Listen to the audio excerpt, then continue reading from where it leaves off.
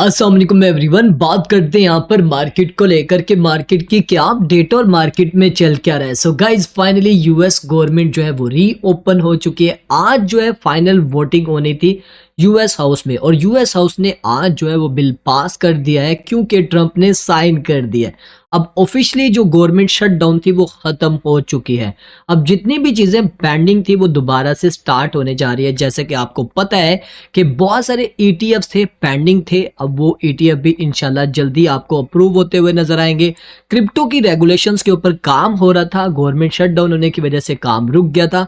अब उसके ऊपर भी दोबारा काम स्टार्ट होगा और जो लिक्विडिटी मार्केट में आनी थी वो भी आपको देखने को मिलेगी और भी बहुत सारी डेवलपमेंट जो कि होने वाली हैं। और इसके अलावा मार्केट में क्या चल रहा है उसके ऊपर भी हम बात करते हैं। भाई ट्रंप ने भाई दावत दी है आज व्हाइट हाउस में एक प्राइवेट डिनर। अब जितने भी यूएस के बिजनेसमैन हैं जैसे कि न्यूयॉर्क स्टॉक एक्सचेंज का नेस्डेक, जेपी मॉर्गन और ब्लैक रॉक और स्टैनले गोल्डमैन, इन सब को जो है दावत दी है और एक प्राइवेट जो है ये डिनर होने वाला है। इसमें पब्लिक टेलीकास्ट नहीं किया जाएगा, इसमें ये प्राइवेट जो भी बातचीत होगी क्रिप्टो के ऊपर तो लाजमी बात होगी, बिटकॉइन के ऊपर तो लाजमी बात करेगा, ब्लैक रॉक भी करेगा, जेपी मॉर्गन भी करेगा, ये सब लोग करेंगे।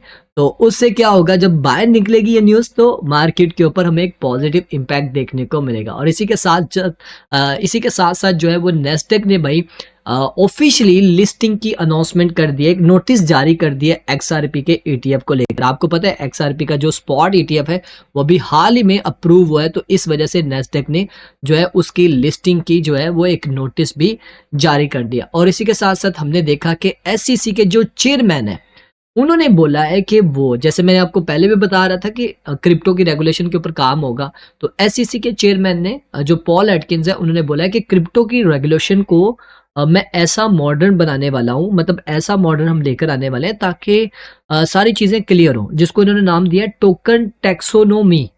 टोकन टैक्सोनोमी, अब ये प्लान है क्या, इसके बारे में थोड़ा मैं आपको बता देता हूँ।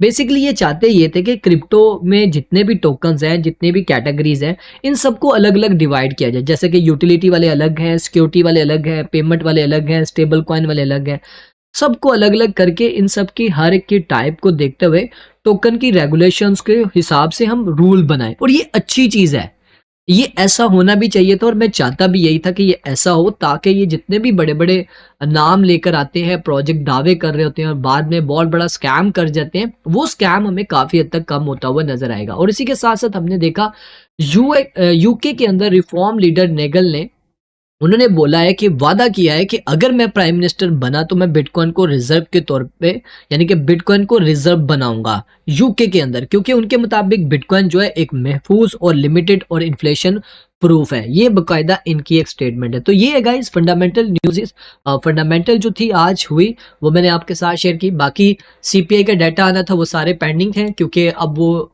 जो है वो डिले हो गए हैं, वो मतलब समझो कि खत्म ही हो गई है, वो न्यूज़ खत्म हो गई है। जो आना था 12-13 तारीख को सीपीआई का डाटा आना था, वो तो यहाँ पर अब कहीं पर भी नजर नहीं आ रहा। अब 17 तारीख को हमारे पास एम्पायर स्टेटमेंट मैन्युफैक्चरिंग की एक न्यूज़ आएगी, उसके बाद 20 नवंबर। मतलब ओवरऑल जो चीजें आहिस्ता आहिस्ता स्मूथली अब आगे की तरफ वर्क करेंगी। अब बात करते हैं मार्केट में चल क्या रहा है, ये तो मैंने आपको फंडामेंटल्स बता दिए। अभी के टाइम में अगर आप मार्केट को देखो तो दोबारा से हमें हल्की फुल्की ग्रीन होती हुई नजर आ रही है, क्योंकि बीटीसी ने दोबारा से अपसाइड की तरफ मूव लिया है। अगर आप बीटीसी की बात करो तो किधर गया बीटीसी का चार्ट, ये रहा बीटीसी। अभी के टाइम में बीटीसी $1,04,000 के जोन में आ चुका है। कल सब लोग यहाँ पर सेल की ट्रेड ओपन करके बैठे हुए थे। मैंने बोला था कि यार मैं एक्सपेक्ट ही नहीं करता बीटीसी $1,00,000 से नीचे आए, अगर आया भी तो $1,01,000 तक आएगा और दोबारा से यहाँ से बाउंस करेगा। और इसी के साथ साथ मैंने इसी वजह से अपने जो डिस्कॉर्ड है वहां पर एक प्रीमियम मेंबर्स को भी मैंने यहाँ पर एडवांस में ट्रेड दे दी थी। मैंने एआरबी, ओपी, सुई, सोल सबको मैंने बोल दिया था कि लॉन्ग करो। अल्हम्दुलिल्लाह सारी की सारी ट्रेड इस टाइम प्रॉफिट में चढ़ी और कुछ ने तो यहाँ पर अपने टीपी भी हिट कर दी। अगर आप भी चाहते हैं कि इस तरह की ट्रेड आपको मिलती रहे तो फिर आप हमारे ग्रुप को ज्वाइन कर सकते हैं। करना आपको क्या है, इस वीडियो के डिस्क्रिप्शन में आपको बिंकेक्स एक्सचेंज का लिंक मिलेगा, उस लिंक से अपना अकाउंट बनाएं, डिपॉजिट करें, हम आपको इस ग्रुप में ऐड करेंगे, कोई फीस नहीं है।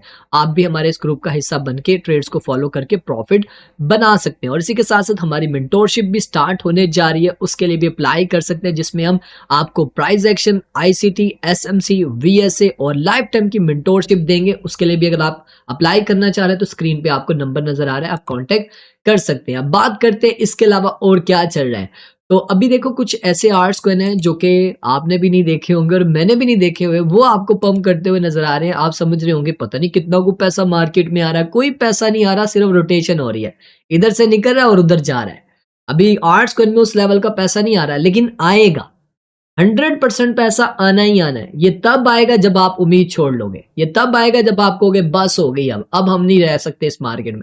तब मार्केट में पैसा आएगा। याद रखना, जब हर तरफ ये आवाज़ें आएँगी यार हमारी बस हो गई, हमसे और नहीं बर्दाश्त होता, अजीब मार्केट है, स्कैम मार्केट है, इसमें कुछ नहीं मिलता, ये वो फलां-फलां, फिर मार्केट अच्छा रंग लाती है। तो वो टाइम आने वाला है, याद रखना। अगर आप मार्केट के सेंटीमेंट्स की बात करो तो स्टिल अभी भी एक्सट्रीम फ़ियर। मैं अभी बात कर रहा था कि ये वो टाइम है, वही टाइम है जिसमें लोग इस तरह का सोच रहे होते हैं। तो अभी लोगों की सोच क्या है? डर खौफ वाली। तो अभी तक देखो पिछले 30 अक्टूबर से लेके 13 नवंबर हो गई है, स्टिल अभी भी मार्केट के सेंटीमेंट फ़ियर और एक्सट्रीम फ़ियर में है।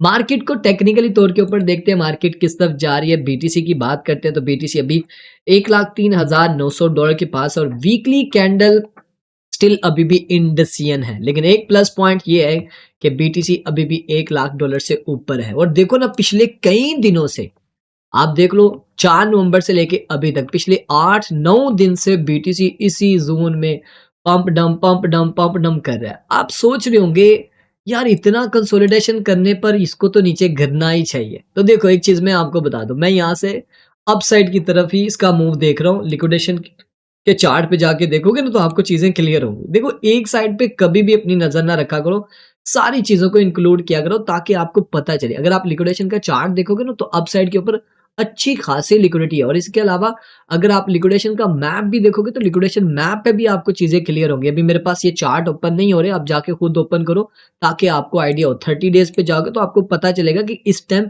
लिक्विडेशन मैप के ऊपर और लिक्विडेशन हीट मैप के ऊपर किस साइड के ऊपर लिक्विडिटी है। ये देख रहे हो? अप साइड की तरफ लिक्विडिटी है 24 घंटे के मुताबिक, और 1 वीक पे देखोगे तो मजीद ऊपर की तरफ आपको लिक्विडिटी देखने को मिलेगी और तगड़ी लिक्विडिटी है, थोड़ी लिक्विडिटी नहीं है। अप साइड की तरफ ये सारी लिक्विडिटी अब आपको नीचे भी नजर आ रही होगी। ये नीचे सिर्फ एक ट्रैप था जो मैंने आपको बताया था कि ये ट्रैप बनाया जा रहा है, लेकिन बेसिकली टारगेट इसने मार्केट ने ऊपर वाली लिक्विडिटी को करना है, जो कि यहाँ पर आप देख सकते हो $12 बिलियन किया। अब बीटीसी ने जैसे अपने इन लेवल्स को ब्रेक किया, जैसे मैंने आपको बताया हुआ है, ये जैसे अपने $1,07,000 के लेवल को ब्रेक करेगा तो फिर उसके बाद बीटीसी ऊपर जाएगा 1,10,000 से 11, फिर ये ब्रेक होगा तो फिर उसके लिए इंपोर्टेड होगा $1,17,000। और जैसे ये 3 लेवल ब्रेक होंगे तो कंफर्म है फिर दोबारा से आपको बीटीसी एक न्यू ऑल टाइम हाई लगाता हुआ नजर आएगा। तो इसके ऊपर भी आपकी नजर होनी चाहिए और आपके सामने है यही वो कल वाला पैटर्न अभी भी प्ले हो रहा है, फॉलिंग वेज, और थोड़ा टाइम लेता है। देख रहे हो यहाँ पर भी फॉलिंग वेज ब्रेकआउट होने में थोड़े दिन लगे थे, तो यहाँ पर भी थोड़े दिन लगेंगे और जैसे ये लेवल ब्रेक हुआ तो सेम ऐसे ही आपको दोबारा से पंप देखने को मिलेगा। अब देखो ना फॉलिंग वेज के बाद बीटीसी कितना पंप हुआ था, ऑलमोस्ट तकरीबन 50%। अगर आप 50% यहाँ से एक्सपेक्ट करते हो तो कहाँ तक जाता है, ये देख रहे हो $1,50,000 तक जाता है बीटीसी। लेकिन मैं $1,46,000 पे आज भी कहता हूँ कि बीटीसी आएगा ही आएगा आने वाले कुछ महीनों के अंदर अंदर।